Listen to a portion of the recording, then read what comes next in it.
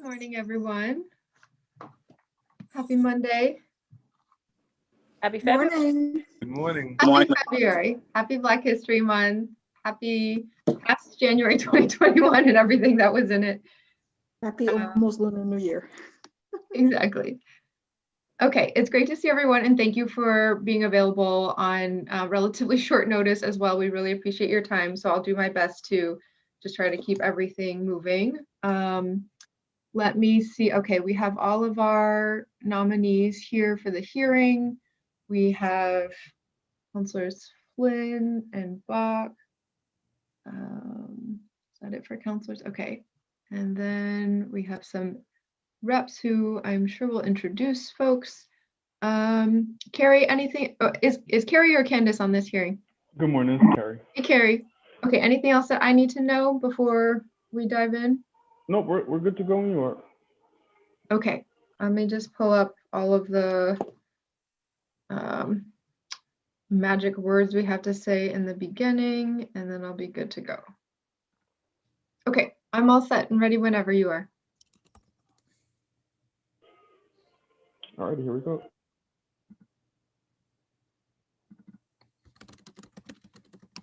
Good morning, everyone, and welcome to the Boston City Council's Committee on Planning, Development, and Transportation. My name is Michelle Wu, and I am chair of this committee. I'm pleased to be welcoming everyone for a hearing on dockets number 0109, 0110, and 0125, which I will read into the record shortly. First, I want to recognize and thank my colleagues on the City Council for joining us, Councilor Ed Flynn and Councilor Kenzie Bach. I'm sure others will join, and I will introduce them as they arrive. I also want to remind everyone that this is a public hearing being recorded and broadcast live on the City of Boston's website and the City Council's YouTube page. It will be rebroadcast on Comcast 8, RCN 82, and Verizon 964 at a later date. We will take public testimony at our hearing as well. If you're interested in testifying, please email juan.lopez@boston.gov for the link and follow along on the live stream to know when it's your turn to speak. Please state your name and affiliation and residence and limit your comments to a few minutes to ensure that all comments and concerns can be heard. So again, I'm going to read all of the official language into the record. Today's hearing is on dockets number 0109, message in order for the confirmation of the appointment of Sherry Dong as a member of the Zoning Board of Appeals for a term expiring July 1st, 2021, which was referred to the committee on November 18th, 2020. Docket number 0110, message in order for the confirmation of the appointment of Bethany Patton as a member of the Zoning Board of Appeals for a term expiring July 1, 2021, referred to committee on November 18th, 2020. And last but not least, docket number 0125, message in order for the confirmation of the appointment of Michael P. Monahan as a member of the Boston Redevelopment Authority for a term expiring August 23rd, 2023, referred to committee on January 25th, 2021. These matters were sponsored by Mayor Martin J. Walsh. Okay, so let's dive in. We will go in that same order as the dockets were filed, unless any of our nominees has a time constraint, in which please feel free to let me know. And we'll proceed, I think, organization by organization. We'll do the DBA first and then the BRA board, and that way we can ask questions sort of across each of those from my colleagues. So let's see, is it Commissioner Irish who will be introducing the first batch? I'd be happy to do so. So good morning, Madam Chair, and also Councilor Bach and Councilor Flynn. Good morning, City of Boston. It gives me great pleasure to introduce these two wonderful, amazing candidates. Ms. Sherry Dong was appointed by the mayor to fill the full-time neighborhood organization seat. She currently serves as the co-moderator for the Chinatown Neighborhood Council.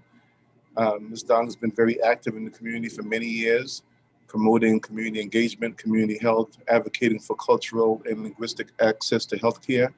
And I think she'd be a wonderful candidate subject to your confirmation.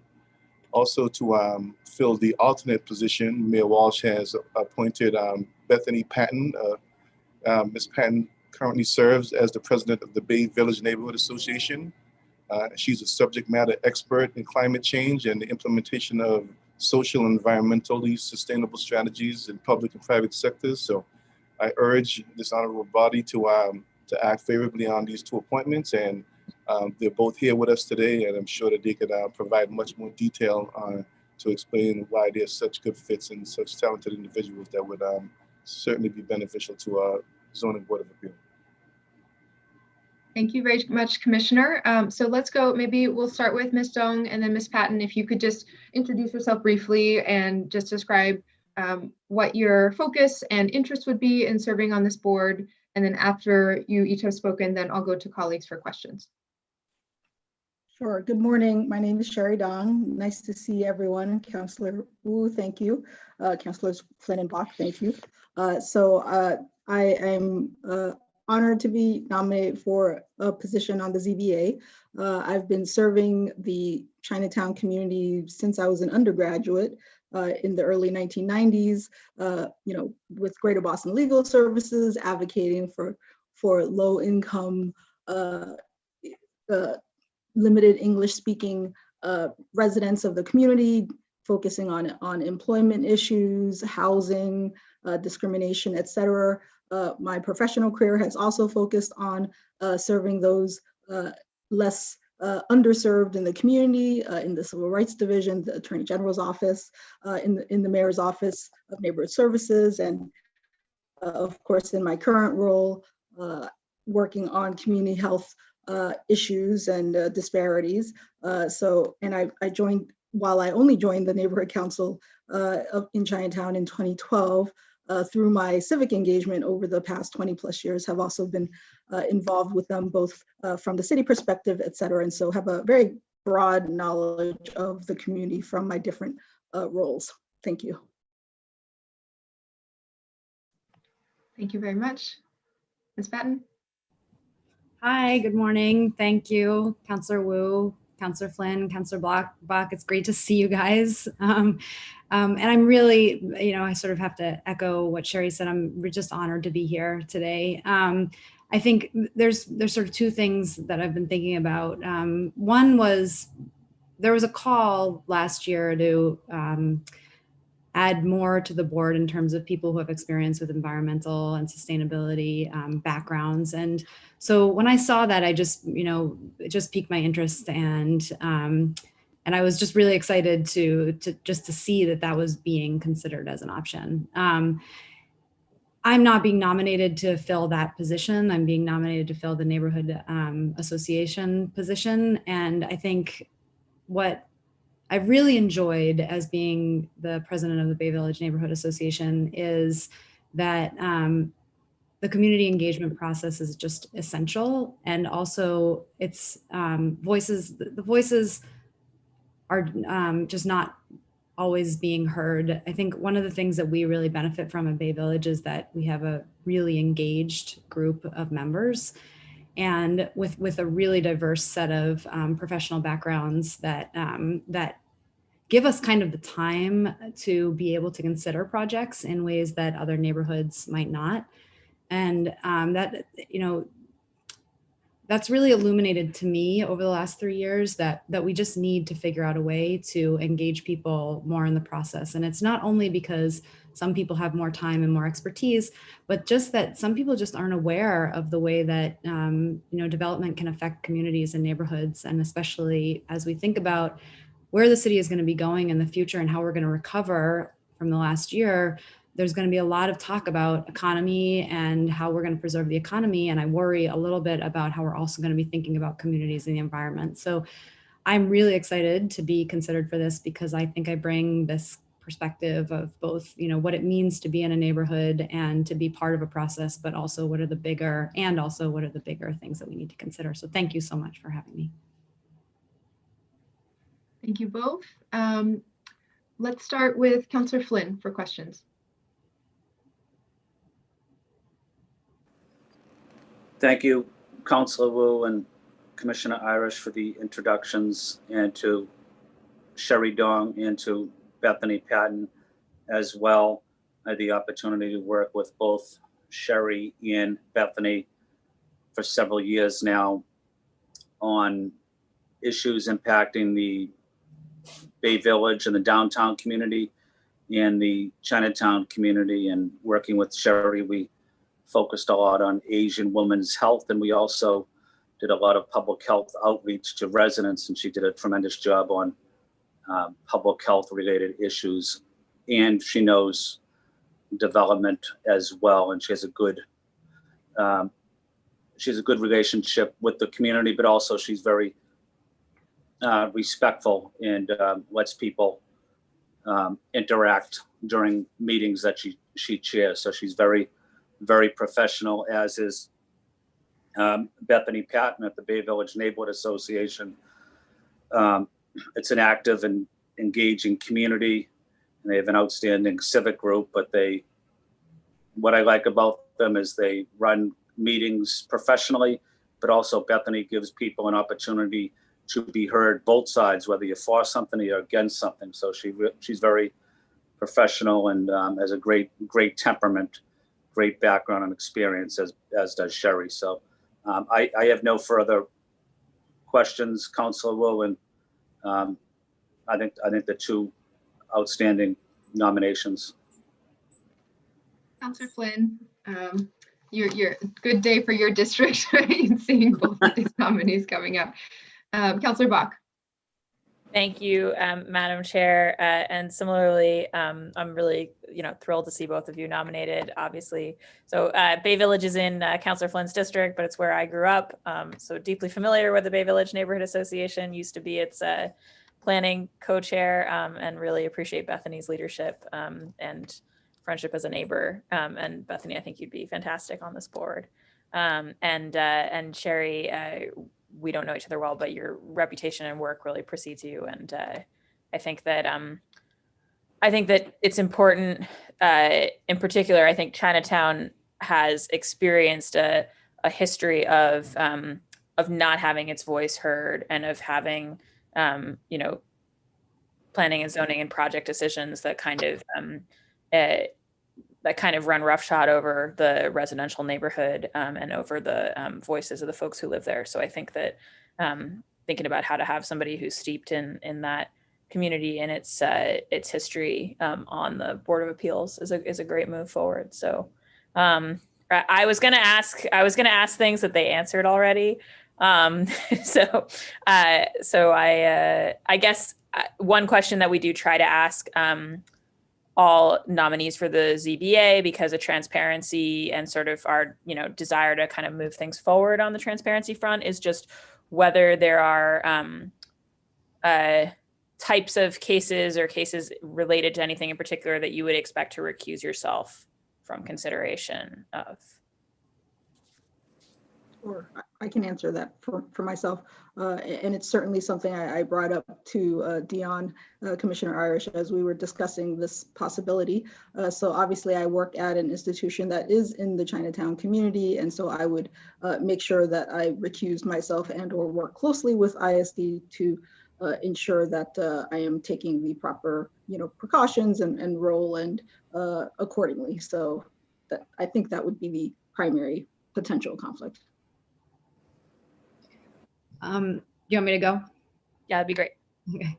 I think on my side, there's, I've thought a lot about this. I think there's two places where I just need to be really careful. One is obviously just any work that I've been doing with Bay Village and any kind of development projects that I've worked on in the past. I think my understanding is that I'll resign from the Bay Village Neighborhood Association. We actually have a new president now, so I'm the vice president. So I would resign from the Neighborhood Association for sure. And then any projects that I've been working on over the 3 years, take a careful look at, and probably would recuse myself from those as well.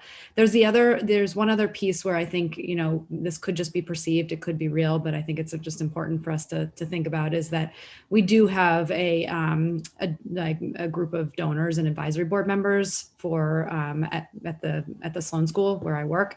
And some of them are engaged in development projects, mostly not in Boston, but occasionally they have projects that are here in the city. So I can think of one right now where I would definitely recuse myself from, just because I was asked a question about what does sustainable development look like for that project. And I think that automatically puts me in a place where I have some interest. And then finally, we do engage a lot of companies and organizations around Boston in one of the classes that I teach. And so I am often sort of asked to be in a consultant role for those, not paid, obviously, I'm the teacher, but you know, to the extent that there might be some kind of project that is coming out of one of those classes or one of those organizations, I would certainly recuse myself from that as well. Great. Thank you so much. Thank you to both of you, and for those thoughtful answers and your willingness to serve. Thank you, Madam Chair. Councillor Bach. So the only question I'll toss in is actually, I think, in some ways less relevant because you both have such a neighborhood organization steeped background, but oftentimes my angle is to make sure that those coming before the council to join the board really understand the dynamic between our system and how sometimes it feels to, especially to residents, that the ZBA becomes the last backstop against ways in which those projects don't necessarily fit together with other projects in the neighborhood, et cetera, et cetera. And it's stressful for everyone when we are often looking at things one by one, as opposed to kind of through a citywide or neighborhood-wide master plan and how everything is interconnected. So just in your role, coming with that background from the neighborhood side, and particularly to fill this seat designated for the neighborhood representative as the member and alternate, how do you think about that balance now that you would be on the board? Thank you, Madam Chair.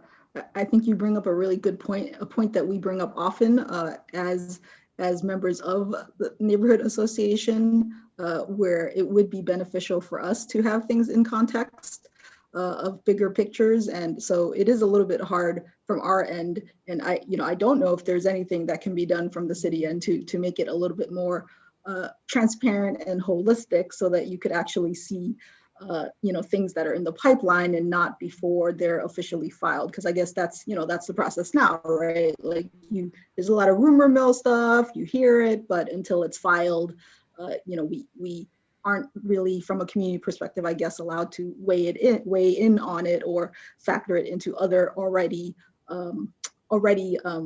filed projects. And so it does make it a little bit challenging from the community side, honestly. And so I don't know if ZBA has that kind of a role to affect that, or if that's sort of a city council role or city hall role, but that certainly would be beneficial from the community side, I guess, to be able to see things in a bigger context and not have them come one at a time.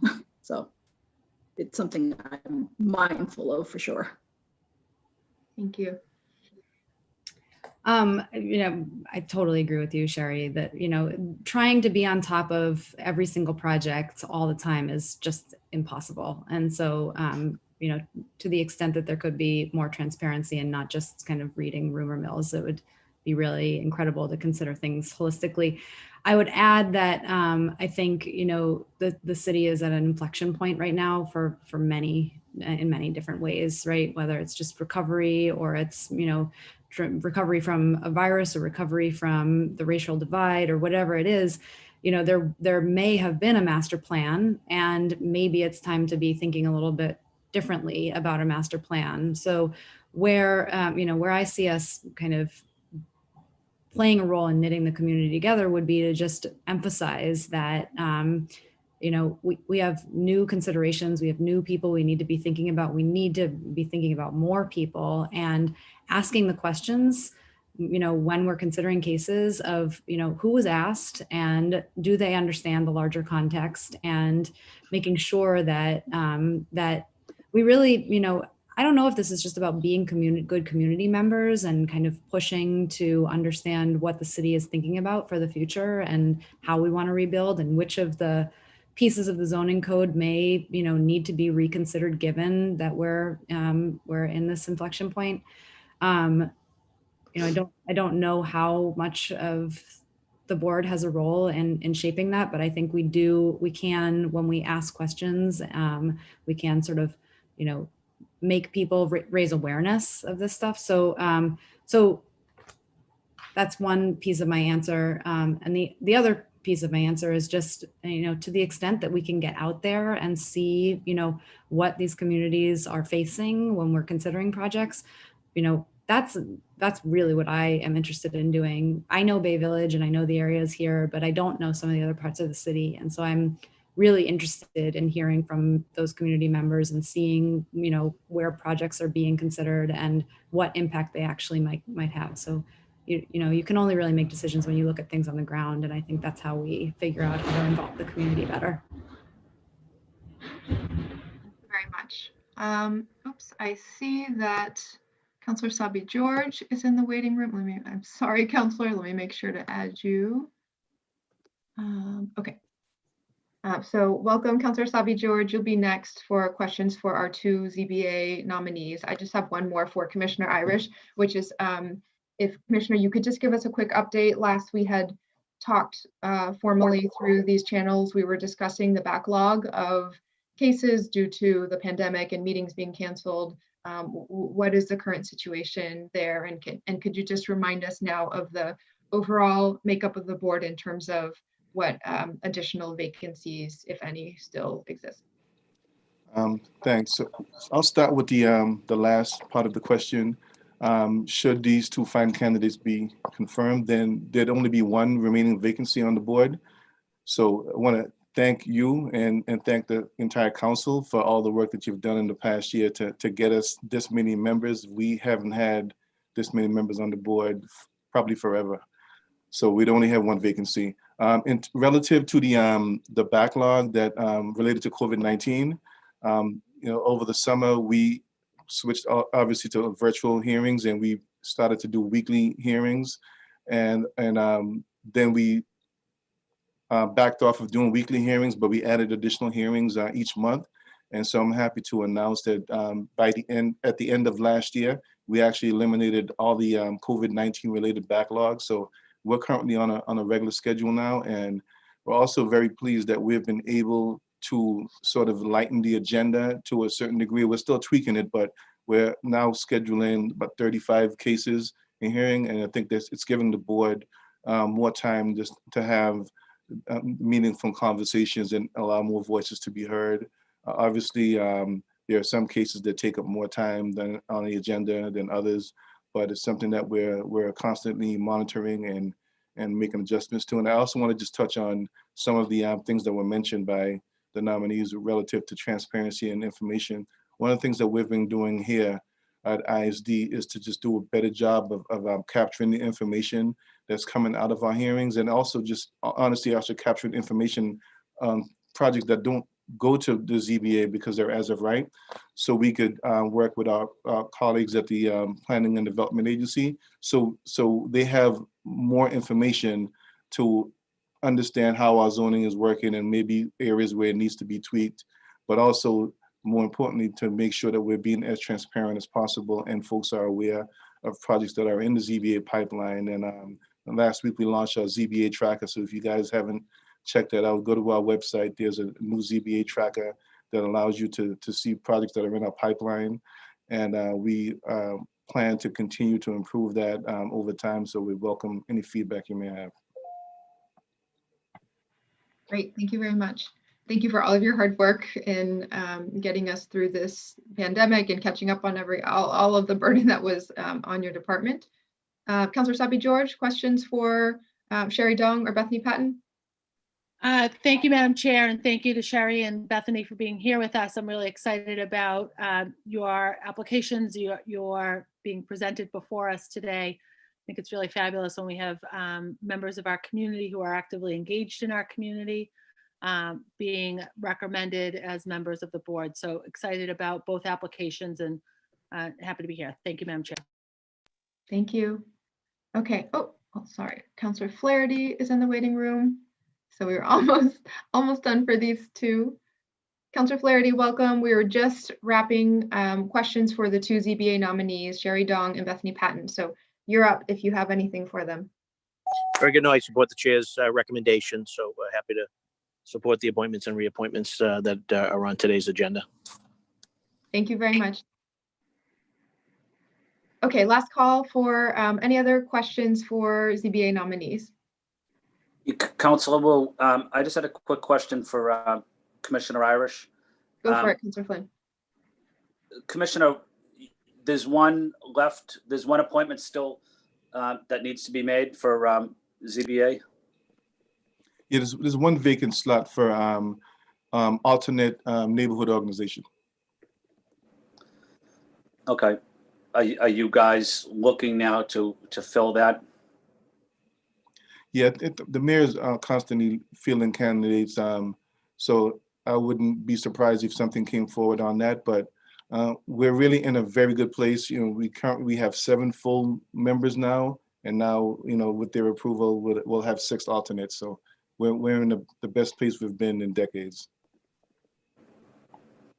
So, okay, so when you have a regular member that's not there, an alternate can't fit in, so going forward, you should not have any, there should always be ZBA hearings, because we do have plenty of people now that are able to fulfill those roles. That's accurate?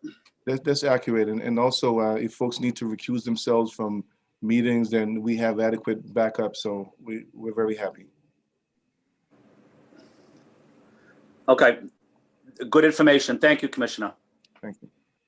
Thank you, Councillor Flynn. I thought he was going to make a push to get a 3rd person from his district into that vacant spot as well. So Commissioner, just to clarify on that, so when there's an absence or a conflict for that particular seat, for example, for the neighborhood organization seat, which does not have an alternate attached to it, then it is just whoever's available from one of the other alternate spots? Yes. Okay, so that it's not that person doesn't have any backup as we are. No, there's adequate backup for everyone.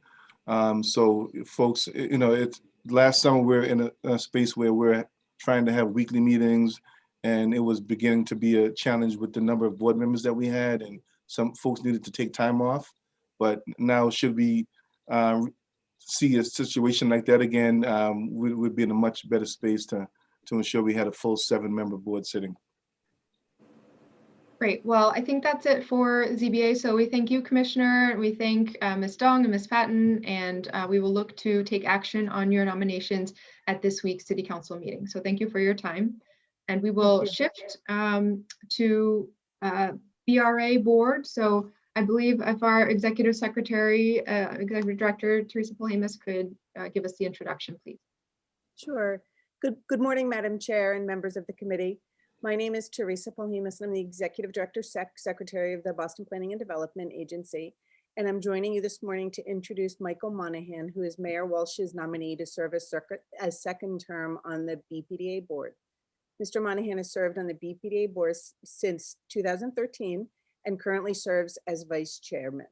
He serves as the International Vice President of the International Brotherhood of Electrical Workers, representing over 40,000 members in New England. And he is a 4th generation member of Local 103 and began his career in 1983 as an inside apprentice wireman. He has served in many roles in Local 103, including executive board member and business manager. It's my pleasure to introduce Mike for your consideration.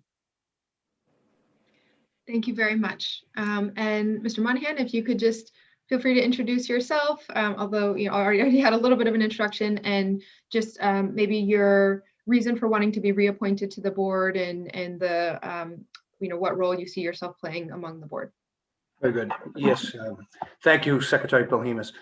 Good morning, Madam Chair, Council Wu, and committee members, councilors. As introduced by Secretary Polhemus, my name is Michael Monahan, and respectfully appear before you as being appointed as the enabling legislation requires that seat that I sit on from organized labor. As mentioned, I'm a 4th generation electrician, member of Local 103, and elected to the position of business manager like my father and grandfather, representing our members for the purpose of improving their wages, benefits, and working conditions. I'm also a 4th generation Dorchester resident. My union was formed in the 1890s at the birth of organized labor in this country, in Boston as well, in a hall at 724 Washington Street, around the corner from our family home on Talbot Ave. My great-grandfather was one of the first founders of our local union, 103. And since coming to this country, Over 100 years ago, every male Monahan has only had one occupation in the United States, and that is an electrician and being a member of Local 103, something we're very proud of. I've had the pleasure of serving for 2 mayors as a member of the Zoning Board of Appeals, being appointed by Mayor Menino in 2000, serving until 2013, before being appointed to the BRA board in August of 2013. Mayor Walsh, as mentioned, has reappointed me to serve on the board in the seat from organized labor. I'm currently in my 21st year making decisions based on what I felt was in the best interest of the residents and the city of Boston at whole with respect to development. I've not taken that responsibility lightly. These decisions can have lifelong changing effects on neighborhoods, neighbors, residents of our city, decisions weighing the positive and negatives. And it's something that I just don't just make a minute's notice. I give it a lot of thought. Displacement, protecting our neighborhoods for those residents is something that you always consider or should consider, but also at the same time versus jobs for our residents and apprentice programs for our youth, to starting a rewarding career in construction, providing good wages and benefits in a career that they can take them throughout their career. And within the building trades, many don't know it's a free education. We finance our own training. Weighing additional traffic versus additional tax revenue for our teachers, first responders, and the city services that we enjoy and sometimes maybe take for granted. Decisions in existing dwellings, approving additional units, reducing precious parking spots versus having families provide much needed affordable housing for an elderly parent or a young adult to help that person move on. If approved by this committee, I will continue to understand the votes that I take have real life impacts on those living in close proximity and to the residents of our great city. I'm available to answer any questions anyone might have. Thank you, Councilor Wu, and the rest of the committee members. Thank you very much. So we'll go in order of arrival to councilors. And I just want to note, Sherry and Bethany, feel free to stay if you would like. You are welcome, but also we recognize you're very busy, so we won't need you for the rest of the hearing. So just in case you have other things you would like to be doing, feel free as well. Thank you. Okay, so Councilor Flynn. Thank you, Councilor Wu, and thank you, Michael, for your willingness to serve the residents of Boston again. Want to say thank you to you and your family, Michael, for generations, helping build the middle class, really, for so many families and residents of our city. Getting into the building trades, getting into a good occupation with decent wages, healthcare, and the training opportunities. So I want to say thank you to the Monahan family. I know many of them, but they've done a tremendous job in our city, helping people become a member of the middle class. I want to say acknowledge that, and say thank you to you, Michael, as well. Michael, my question is, and I'm looking forward to supporting your nomination. My question is, over the last year during the pandemic, how impacted was, I guess I'll take the opportunity, how impacted was construction impacted because of the slowdown? And once the vaccinations take place, maybe I'm speaking a little out of off the subject, but I just want to get a sense from you as a labor leader. When can we start getting these jobs back on track? Well, thank you, Councilor Flynn. As with your family, I'm aware of 3 generations that have always worked towards helping the residents of Boston and working people in general. And we're fortunate to live in a city like Boston. I'm not being presumptuous here, but I think everyone here is a Democrat and always tries to help any way we can, and the city can do what it can within reason to help the common good and so on and so forth. The pandemic has been devastating to so many people from just, health, of course, and those that have passed from it, and families that have been affected by it, and those not being able to visit loved ones in nursing homes and so on and so forth. So I don't discount that. But yes, in construction, we continue to learn. We continue to try and make it all work with existing bids these projects were bid long before the pandemic, and nobody could have anticipated the social distancing that is difficult on productivity. Nobody could have anticipated the remote working. It's all public information, which I do read an awful lot of business journals, et cetera. I think we're approaching 3 million square feet of available space, and nobody's really sure how much of that is going to come back. People are going to be working remotely, I think, for a good portion of the workforce is going to be working remotely. What impact does that have on future office, commercial, and construction, and the impact it has on our tax base, not to mention the small businesses that these people would travel into the city and do a fair amount of shopping and restaurants. And so we're still waiting, I think, for the other shoe to fall, but it's been devastating to us. My local union, which I'm always the closest to, of course, we currently have about 800 people out of work who were not out of work in March 1st of last year. So it went up as high as 3,000 and 4,000 during that period where we shut things down. And it's important in construction, we don't have paid vacations, we don't have paid holidays, we don't have sick days, and you either work or you don't get paid. So thank God for, of course, unemployment insurance and what the federal government did with that additional 600 to help a lot of people.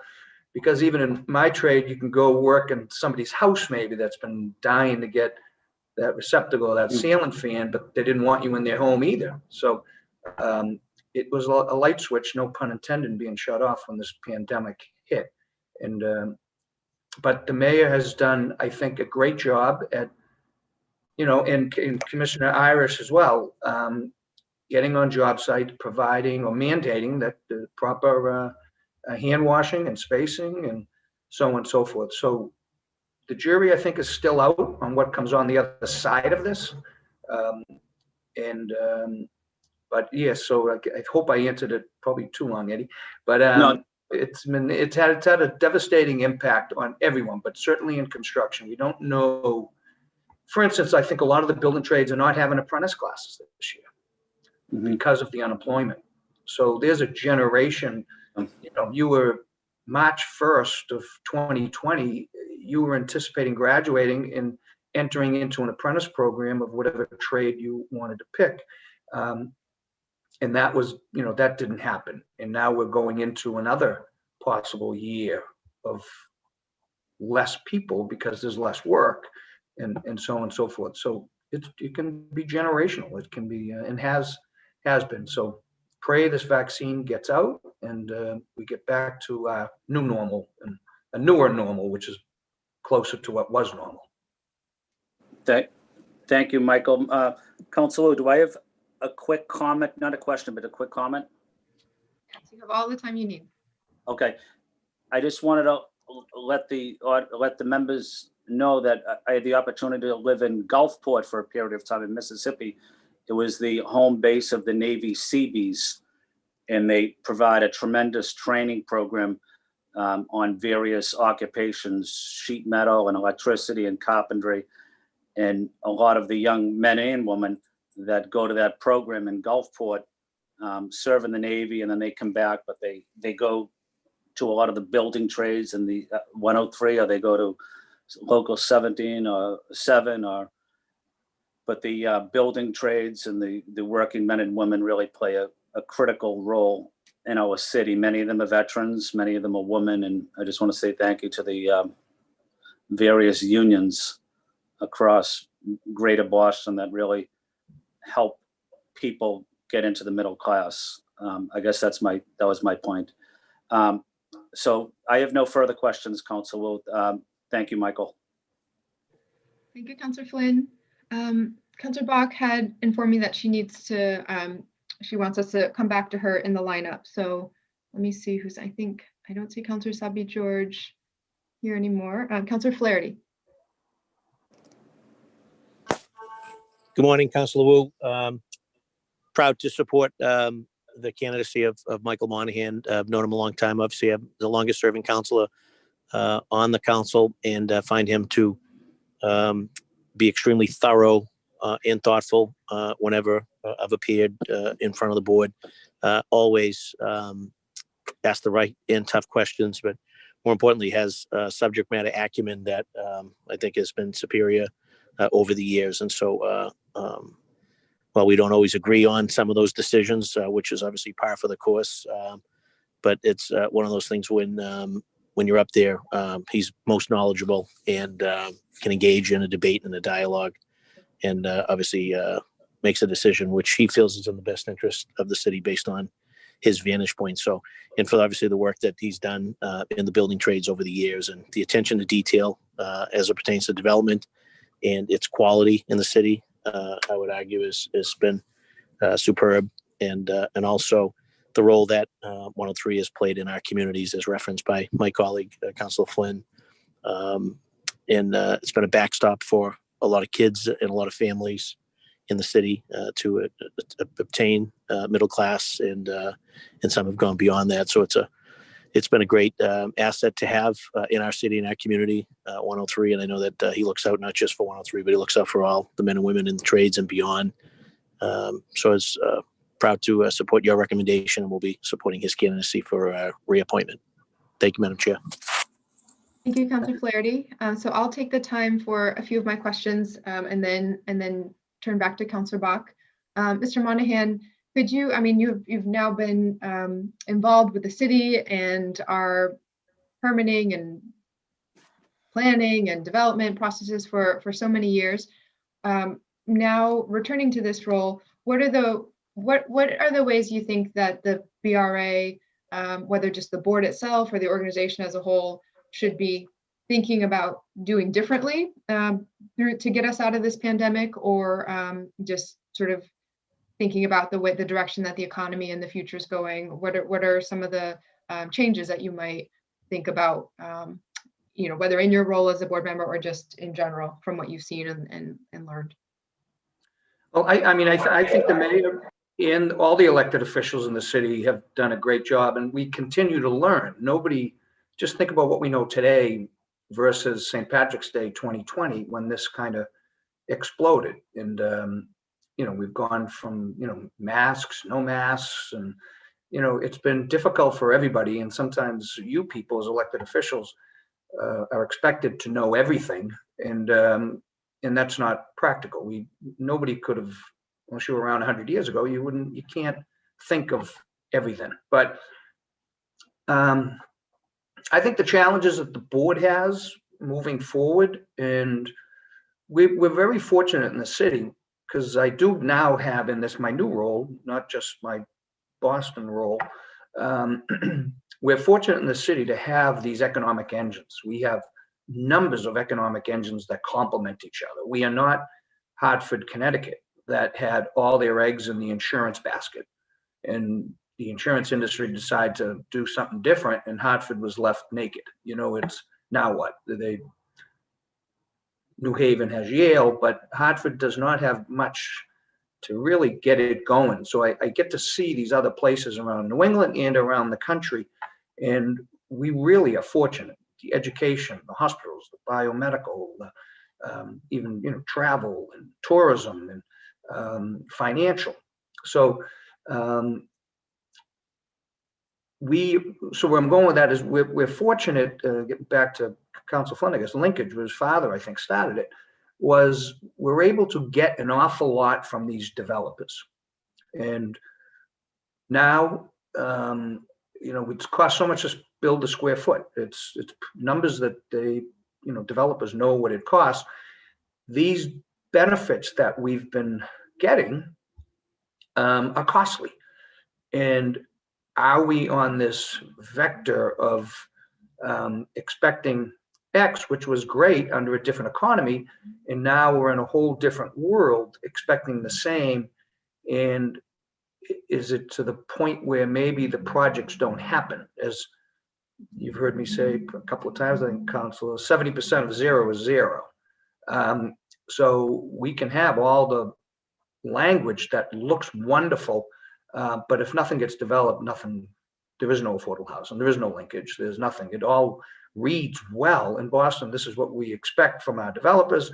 But if nothing gets developed, we don't get anything. So I think that is the challenge, that one in the board's position, and you people as councilors and elected officials and maybe beyond, I think that's the biggest challenge that we have in this city, is not to squeeze so tight that there's no development. And again, as I said, I think I'm correct. It's in different business magazines and stuff. 2 to 3 million square feet that's either available or about to be available or on the subprime right now. And so financing, as we saw down at the Millennium Project, making these deals work is tricky. And that's where I think we are, that we don't slip back into a hole in the ground like we had at Filene's, and so on and so forth. So the board's got its challenges. Elected officials have their challenges because they have to represent the neighborhoods and the city that overall, if they're at large. And it's that, I think we're close to being at that point. We'll see how we get through it. Great. And I know just for my part as an individual counselor and someone who's been on this committee for a while, just seeing the way that planning and development kind of get collapsed into each other, I will continue to reiterate, I believe it sometimes leads to us having to then address the impacts, sometimes unintended impacts afterwards of traffic, of climate vulnerability, of for example, in the seaport, not having the transportation or resiliency linked in there as tightly. What are your views about separating planning and development, or empowering planning more distinctly from development? I'm not sure I understand the question, Council, but so I still occasionally call it the BRA, the BPDA. They have a job. They have a difficult job to do. One, to keep developing the city, to keep it moving. But at the same time, in economics, we're familiar with foreign countries. They call it dumping. So you could have a very rich developer throw another 1 million square feet of office space on the market. What that does to developers who already have vacant space, depends who can afford it more, they're gonna have to drop their price per square foot if they want to rent it. But that wasn't figured into the equation on getting their financing. And there's numbers and numbers of office buildings around this country right now being foreclosed on. And it's not good. So the authority has the balancing act to approve more commercial office space at a time when there's 3 million square feet possibly available, or approve a hotel when occupancy rate in hotels might be at 30%. It's not wise to do that. It's not wise in all of our part just to build a building. And I'm in construction. Sometimes we want to build, of course, but it's not the right time to build because the long-term effects it's going to have on costs and rents and everything else would be counterproductive looking down the road. To have empty office buildings, which some cities do for decades, Hartford again, they have vacant 30-story buildings, a 30-story building, I shouldn't say. There's not a lot of high rises there. The building's vacant. And we weren't always there, but we've been through that. I remember 28 State Street, some of the older guys would call it the Merchants Bank building when they built it. But a good portion of that building was empty in 1995, I think it was. And it was empty for a few years there. And then they decided to remove all the asbestos. So it was a good time. There wasn't many people in there. And then renovate it, and then things turned around. But the authority's got a balancing act to do, and they've got to listen to residents, and they got to listen to the development world, and they have to listen to the construction unions, and they make decisions based on long-term effects. I remember Mayor Flynn at the time, they built One International Place. We had vacant office spaces everywhere. Shafaro, they had a crystal ball or whatever. He built that building. By the time they put the last piece of glass in, the economy just turned. And he ended up renting that whole building, like not overnight, but people thought he was crazy. We were glad he was building it because things were horrible in construction. And it was under Mayor Flynn. But they saw something we didn't, and that's their job, you know. So it's a balancing act. Thank you very much. Councillor Bach? Sure, thank you, Madam Chair, and I'm so sorry that I had to step away for a moment. Mr. Monahan, I was wondering if you could speak a little bit to, I think you referenced it briefly, but obviously I think we all, we're all very supportive of the Building Pathways program and kind of interested in how to both diversify the trades and critically get Boston residents right into those good paying jobs that you talked about. And the numbers keep not being quite where we want them to be, to say the least. And I guess one concern I have is, as you discussed, like with the economic impacts and for sort of more folks out of work, if folks are leaving off their apprentice classes, if that's the pipeline in for, you know, getting our city kids into these good paying jobs, then that, you know, could really set us back in terms of making progress. So I wonder, I wonder what you think about kind of prospects for coming back from the pandemic in a way that sets us up to have more success on that front, and what, if anything, you think that the BPDA board is able to do in reviewing projects to help advance that cause. Well, certainly through the development process, it's not illegal to weigh. I think that's part of my role. And if you go back and look at the minutes or look at the tapes, I make it quite clear that women get paid the same. Has nothing to do with the union. Women get paid the same on construction sites as men. Whether you are, whatever your ethnicity is, you get paid the same as a white person. And a lot of people are worried or nervous about saying, is it a union project?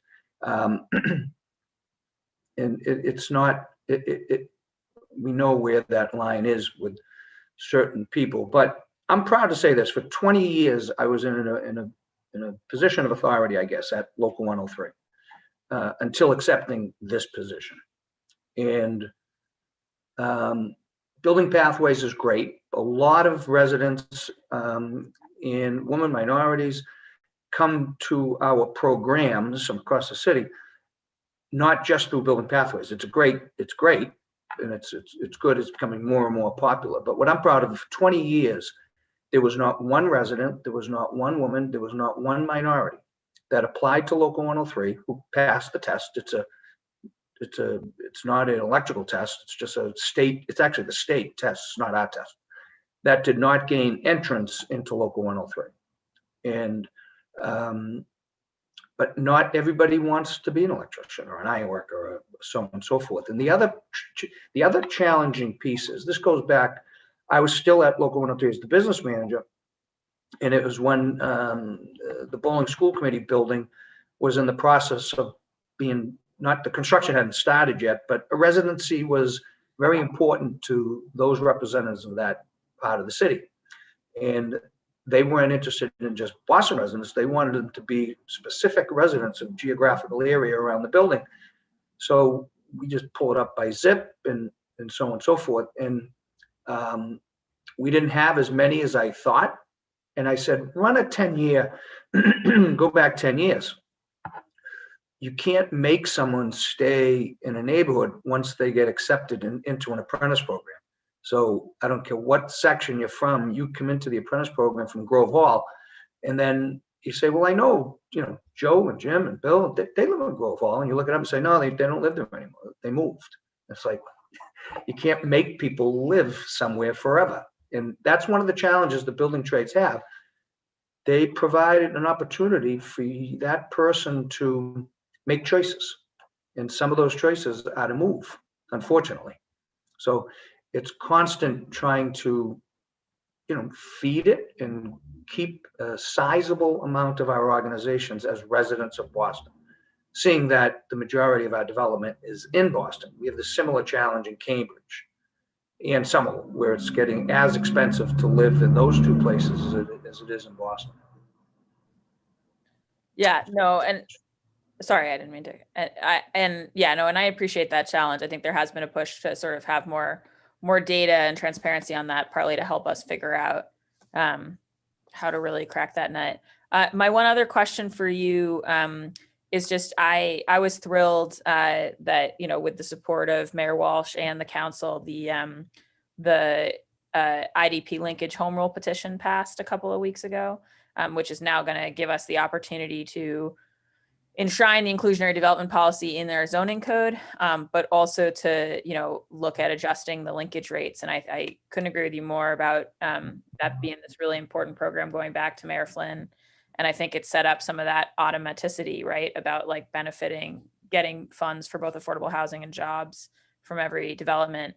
But the reality is that we haven't adjusted the rate significantly in a long time. And my view, while I'm sure there will definitely be a balancing act and a question about what's the appropriate level that the market can bear, I think there's no question that it needs to be updated. And I expect that to be something that's running through the council and ultimately coming to the board. So I guess, without of course, like committing you to any specific numbers or anything, I mean, are you of the mind that that those linkage rates need to be revised and that the IDP policy should be encoded in the zoning? I think it should always be looked at, and how can we benefit the people who live here? And but unfortunately, developers don't have a lot of credibility. And if we were talking about 1% affordable housing, they typically would say that it's not doable, right? And here we are at 13 and it's not doable. I thought 1 wasn't doable. Now, here we are here. So they don't have a lot of credibility, but in my day job, it is something that we do all the time, right? Because of the wages and benefits that I'm contractually have to pay your people, my price is 30% higher than my competition. And outside of Boston, where we don't have maybe certain tools or support from elected officials. And so I've gotten to see that my whole career in the office in a leader position, not just as an electrician. That's the challenge. Of course, I support as many affordables as you can get to make the project happen. And so the developer gets paid properly and they get a profit too. It's not a hobby. And so it should always be looked at, but it's a challenge because when you hit it, it's hard to go back.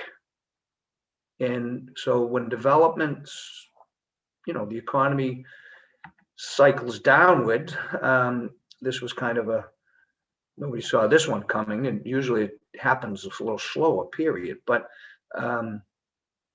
it's hard to come backwards. Nobody ever wants to say, all right, let's drop it to 10% because development isn't happening. As I said, 13% of X, 0 is 0. 10% of something is more than what you're getting with 13%. But nobody ever wants to go backwards. It's hard as elected officials. You have to answer those questions. And so it should always be looked at, I guess, is my answer, but always cautious of crossing over because it's hard to come back. And when development stops, it just seems to trend. It's hard to get that nose back up. Thank you. Yeah, no, I do think though that I think there's been a strong consensus in the city about the need to update in a reasonable way the linkage rates, the commercial and residential. And it's certainly something that, if reappointed to the board, I'd hope you would support. So yeah, reasonable is defined differently, obviously, by a lot of people in certain parts of the city. You take the Seaport and what you can get a square foot, so a sale or a rent is much different than other parts of the city. But the electricians make the same, whether it's at the Seaport or somewhere else. So those challenges internally, in my other hat, we hear those all day long. And Where developers say, there's no problem.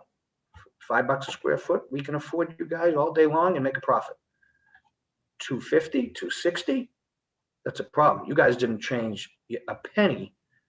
I'm getting half what I was getting at the seaport. Why do you think there's as much money here as there was there? And they're right. And so that's the challenge that you have. We all have. No, it's definitely, the economics of it are very complicated. Thank you so much. And thank you, Madam Chair. Those are all my questions. Thank you, Councilor Bach. Okay, Councilor Flynn, I believe, has no more questions. Let me just circle through everyone else one more time. Councilor Flaherty, are you good? I think everyone is all set. Just a question for Director Polimas. In terms of the board and the composition of the board and which seats for which expertise vacancies, could you just give a similar description to what Commissioner Irish had presented before, just for the record? Sure. So Mr. Monahan's seat is the only one that's specified. The rest can come from any sector of or any neighborhood in the city.